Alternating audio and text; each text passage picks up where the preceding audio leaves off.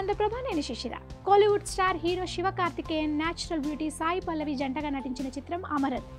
Army అధికారి major Mukund Varadarajan జీవిత కథ ఆధారంగా తెరకెక్కిన ఈ సినిమాకు రాజ్ కుమార్ పెరియస్వామి దర్శకత్వం వహించారు.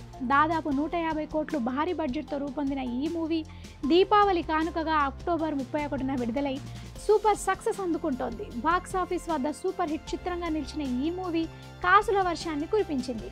ఇప్పుడు ఈ చిత్రం ఓటీటీ రిలీజ్కు సిద్ధమైనట్లు తెలుస్తోంది. అమరన్ డిసెంబర్ 5 నుంచి స్ట్రీమింగ్ కాబోతున్నట్లు గత కొద్ది రోజులుగా సోషల్ మీడియాలో వార్తలు వస్తున్న సంగతి తెలిసిందే.